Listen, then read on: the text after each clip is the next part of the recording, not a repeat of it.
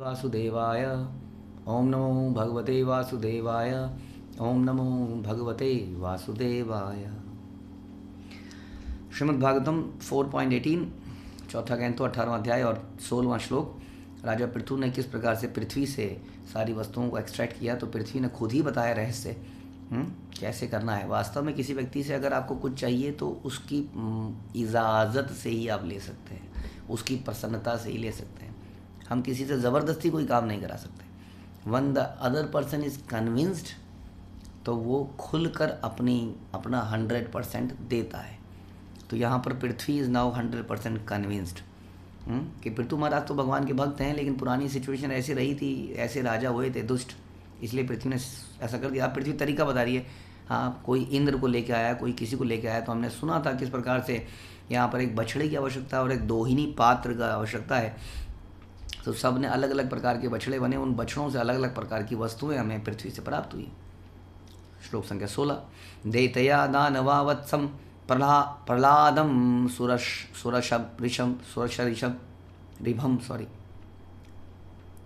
ऋषभम विधाया दुदुहन क्षीरमय पात्रे सुरासवम। दिति के पुत्रों तथा असुरों ने असुर कुल में उत्पन्न प्रहलाद महाराज को बछड़ा बनाया। अब बताइए, हाँ, प्रहलाद महाराज को देखते ही कैसे पृथ्वी तो प्रसन्न हो जाएगी, क्योंकि भगवान के अनन्य भक्त हैं। Is only dependence on Krishna. उनके जीवन में बहुत सारे उतार चढ़ाव आए, लेकिन उन्होंने कभी विचलित नहीं हुए वो अपने धर्म के रास्ते से। उनको मार डालने का प्रयास किया गया, ऐसे में भी जो विचलित ना हो वो अनन्य डिवोटी है। इज अनन्य, सरेंडर्ड, टोटली सरेंडर्ड डिवोटी।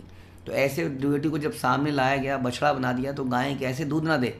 तो फिर क्या हुआ, अनेक प्रकार की सुरा तथा आसव निकालकर उन्हें लोहे के पात्र में रखा।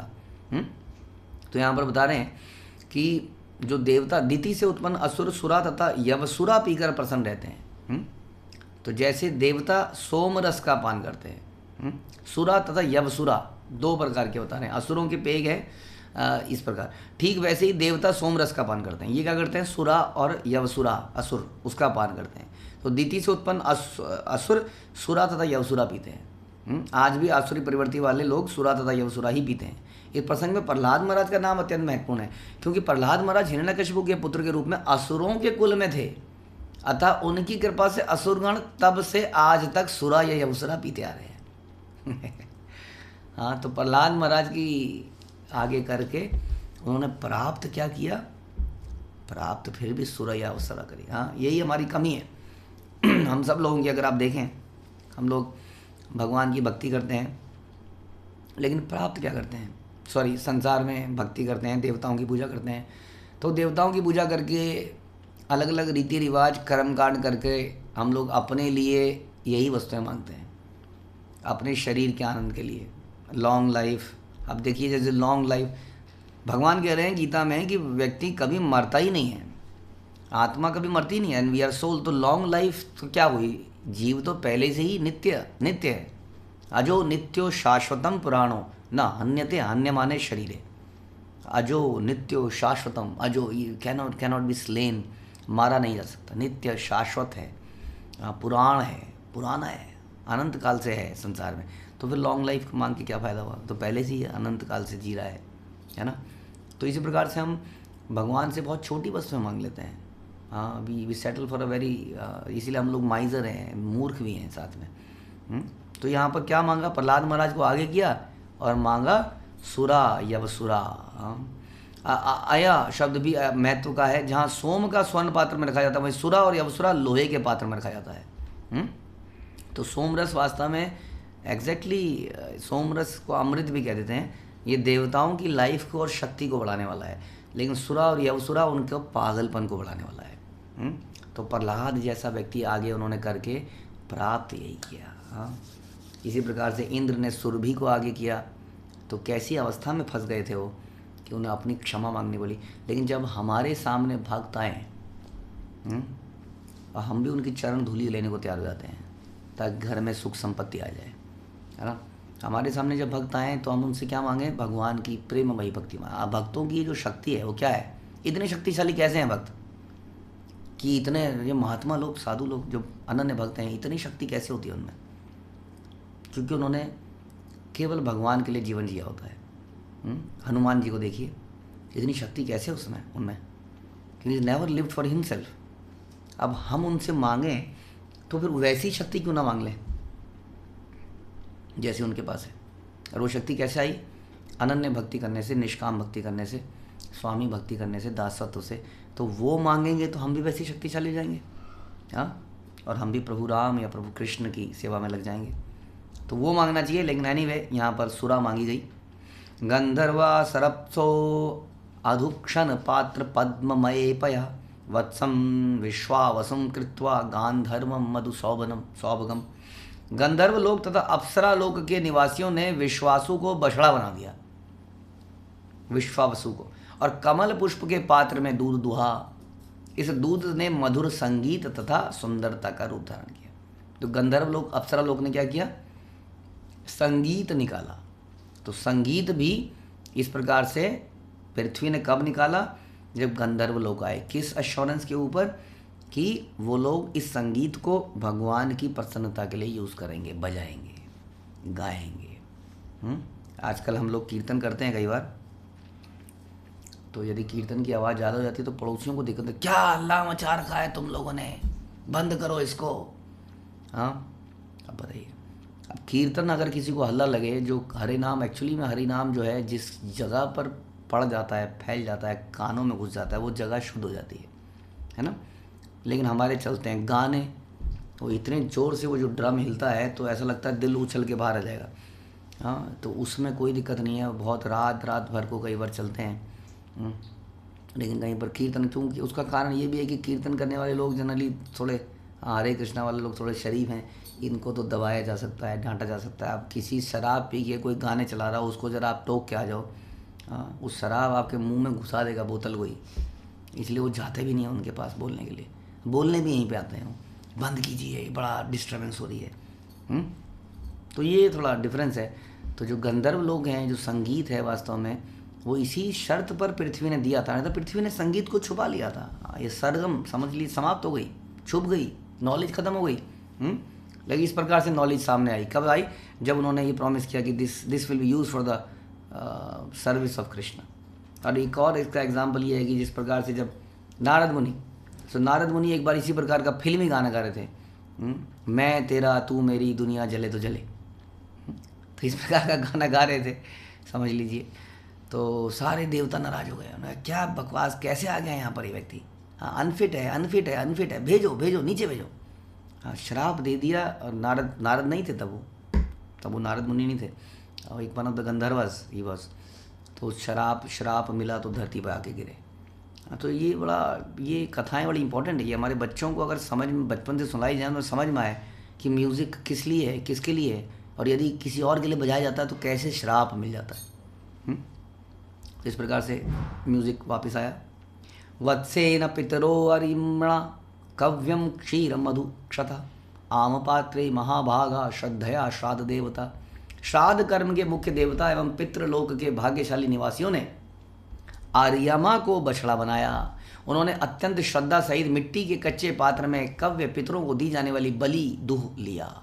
तो भगवद गीता में बता रहे हैं प्रभुपाद कि पितृन्यांति पितृवता, प्रभुपाद एकदम सटीक मारते हैं वहीं पर।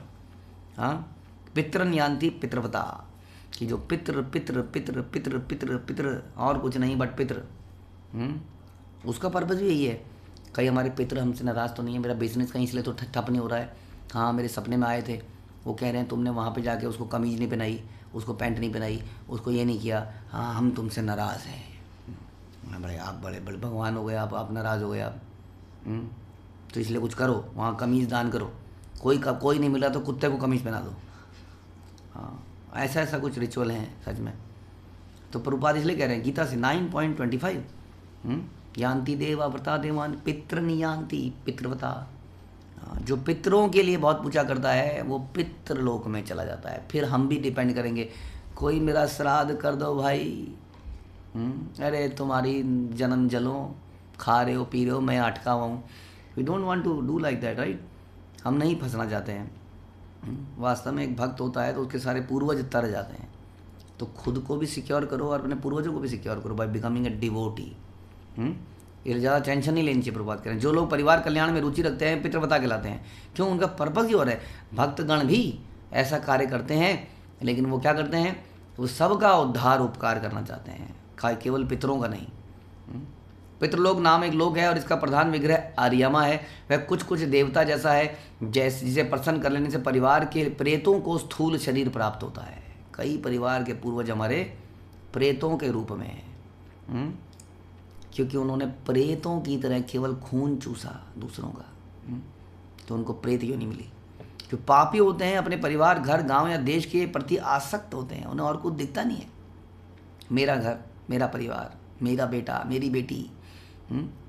उन्हें भौतिक तत्वों से निर्मित देह प्राप्त नहीं होती। प्रभुपाद कह रहे हैं ऐसे लोगों को देह भी प्राप्त होता है। भूत कौन बनेगा? प्रभुपाद बता रहे हैं one who is very much attached to himself, his family, his village, his country, he will become ghost. उसको देह भी प्राप्त नहीं होगी। मन, अहंकार और बुद्धि से युक्त सूक्ष्म शरीर मिलेगा। जिन्हें ऐसी सूक्ष्म शरीर प्राप्त होता है वो प्रेत कहलाते हैं।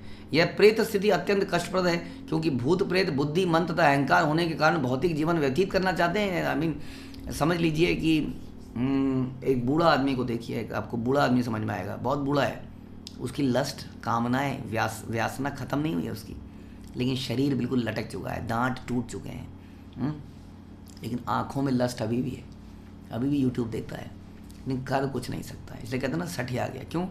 चिढ़ता रहता है, डांटता रहता है, गुस्से में रहता है। क्यों? क्योंकि उसकी इंद्रियां कमज़ोर पड़ गई हैं, लेकिन इच्छाएं पूरी हैं। आप सोचिए प्रेत, बूढ़ा तो कुछ फिर भी कुछ कर सकता है कई बार, वो हम उन बूढ़ों की बात कर रहे हैं जो लस्टी है, नॉट जो कृष्ण भावनामृत में पूर्ण रूप से शुद्ध हैं। तो भूत का क्या स्थिति है? भूत के सर पास तो बूढ़े जैसा शरीर भी नहीं है, लेकिन उसके पास मन, बुद्धि, अहंकार है, जिससे इच्छाएँ निरंतर हो रही हैं। तो ऐसे लोग पितृलोक में अटके रहते हैं कई बार। स्थूल शरीर नहीं है, इसलिए वो उपद्रव मनाते हैं, इसलिए किसी के शरीर के अंदर घुस जाना चाहते हैं एंजॉय करने के लिए। हाँ, पारिवारिक सदस्यों, विशेष रूप से पुत्र का कर्तव्य है कि वो आर्यमा को, भगवान विष्णु को या भगवान विष्णु को पिंड दे। हाँ, पिंड में क्या है? वही अन्न है, अनाज है। भारत में अनंत काल से मृत व्यक्ति को पुत्र गया जाता है और वहाँ विष्णु मंदिर में अपने प्रेतात्मा पिता को पिंड देता है। ऐसा नहीं है कि सबों के पिता प्रेत बन जाते हैं, लेकिन क्या पता कोई पूर्वज कहीं अटका हो, इसलिए उसका भला करने के लिए कर ही देते हैं। किंतु यदि कोई विष्णु प्रसाद प्राप्त करता रहता है तो उसके प्रेत होने या मनुष्य से निम्न योनि में जाने का प्रश्न ही नहीं है। तो क्या करना चाहिए? हमें भगवान के प्रसाद को बंटवाना चाहिए। वास्तव में पुराने प्रेतों को तो उद्धार कर ही देंगे, आगे आने वाली कई लोग प्रेत नहीं बनेंगे। केवल भगवान के प्रसाद पाने से प्रेत नहीं बनता व्यक्ति। वैदिक सभ्यता में श्राद्ध कर्म होता है जिसमें अत्यंत श्रद्धा तथा भक्ति से भोजन कराया जाता है। यदि कोई विष्णु के चरणों पर या पितृलोक के उनके प्रतिनिधि आर्यमा को श्रद्धा समेत पिंड प्रदान करता है तो उसके पूर्वजों को शरीर प्राप्त होता है, अर्थात उन्हें प्रेत नहीं बनना पड़ता। तो श्राद्ध तो कर दिया, but it is like that कि गंजे को नाखून दे दिए। अब गंजे को नाखून दे दी, क्या करेगा? थोड़ी देर में उसको ओहो इतना ब्लड आ जाएगा यहाँ पर, है ना।